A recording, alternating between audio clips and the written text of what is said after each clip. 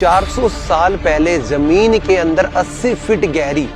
7 kilometre लंबी दूरी तक जल की आपूर्ति करने का एक ऐसा सोर्स तैयार किया अब्दुल रहीम खाने खाना ने 1615 के समय में, जिसके लिए उन्हें 13,000 फीट की दूरी तक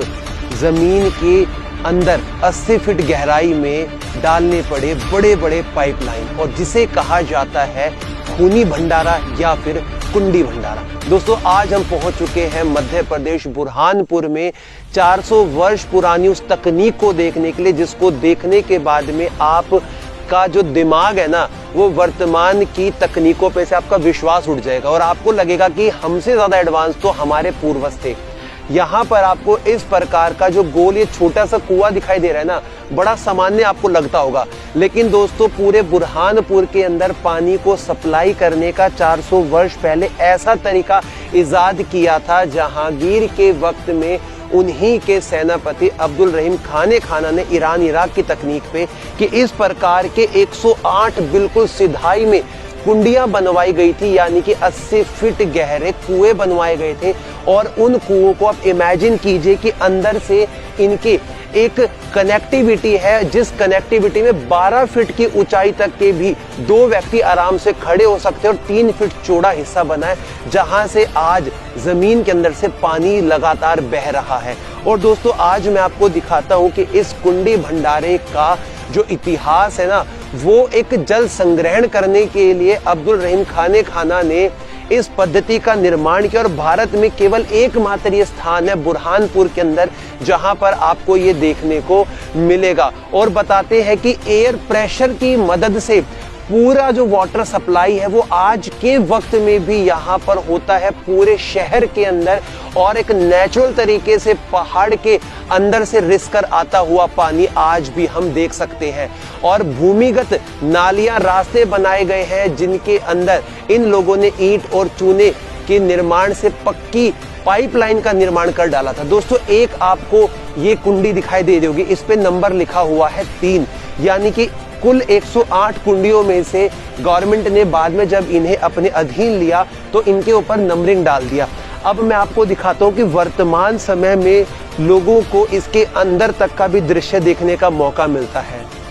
ये लगा दी यहाँ पर इन्होंने लिफ्ट, और इस लिफ्ट की मदद से आप 80 फीट गहराई तक जाएंगे। दोस्तों, यहाँ पर एक कुंडी बनी हुई है जिसका नाम बोलते हैं 0 नंबर दिया गया है, यानी कि जब इसकी खुदाई की गई होगी ना तो यहाँ पे पानी नहीं निकला, तो इसीलिए आज के वक्त में इसको 0 नंबर दिया गया है। लेकिन हम जिसे देख सकते हैं ना, सामने की तरफ आइए आप दोस्तों, एकमात्र यहाँ पर बचा हुआ वो हिस्सा जिसको देखकर ये पता लगता है कि इसका सिस्टम कैसे तैयार किया गया होगा, मैं आपको बताता हूँ। यहाँ पर दोस्तों इस कुंडी के ऊपर बहुत बड़ा एक ये लोहे का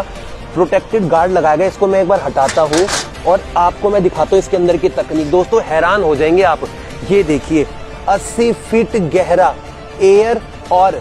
लाइटिंग की सुविधा है, सीधा नीचे आपको जमीन में चलता हुआ पानी दिखाई दे रहा है। और दोस्तों, यही वो सबसे हैरान कर देने वाली तकनीक है जो 400 वर्ष पहले यहाँ पर इजाद कर दी गई थी। इसके बारे में मैं आपको कुछ बातें बता देता हूँ। आप देख सकते हैं कि आज के वक्त में इसके अंदर ईंटों का एक सर्कल तैयार किया गया है, और नीचे के वक्त में उतरने के लिए आपको होल्स दिखाई दे रहे होंगे राइट और लेफ्ट की तरफ में, जहां पर सैनिक पहले जब इसको जाते होंगे अंदर की तरफ तो रस्सी डालते होंगे, या फिर इन ईंटों के ऊपर ऐसे हाथ और पैर का बैलेंस बना के जाते थे। तकरीबन इसकी जो चौड़ाई है वो 3-3.5 फीट है, और 80 फीट जब आप गहराई में चले जाएंगे ना दोस्तों, तो आपको एक सुरंग जैसी आकृति दिखाई देगी, एक लंबाई का रास्ता दिखाई देगा जो तकरीबन 7 किलोमीटर दूर जाता है यहाँ से बुरहानपुर के शहर में। जमीन के अंदर पानी की सप्लाई करने का 400 वर्ष पुराना एक ऐसा तरीका जो भारत के अंदर ईरान और इराक से लेकर आया गया था। अब्दुल रहीम खाने खाना ने उन सब इंजीनियर्स को, उन सब भूमिगत के एक्सपर्ट्स को, उन सब आर्किटेक्चर को, उन सब विशेषज्ञों को बुलाया था जो इस काम के अंदर माहिर थे। और ऐसा बताते हैं, यदि आप लिफ्ट से इसके अंदर जाते हैं तो आपको वहां पर ना तो सांस लेने में दिक्कत होगी और ना चलने में। हमने कुछ लोगों से बात की जिनका ऐसा कहना है कि जमीन के अंदर जाने के बाद में तकरीबन 2-2.5-3 फीट तक का पानी आपको एक कैनाल के फॉर्म में, एक नाली की फॉर्म में चलता मिलेगा, और बिल्कुल मीठा पानी। और आज के वक्त में भी उस पानी को उपयोग में लाया जाता है। दोस्तों मेरा तो ना सच में उन लोगों को सैल्यूट करने का मन करता है यार, जो इतनी बड़ी तकनीक बाहर से लेकर आए और भारत के अंदर उन लोगों ने इसको पनपाया, और आज के वक्त में भी हम इसको यहाँ देख पा रहे हैं। और दोस्तों कुछ इतिहास की बातें जो साथ में लिखी है मैं वो भी दिखाता हूँ।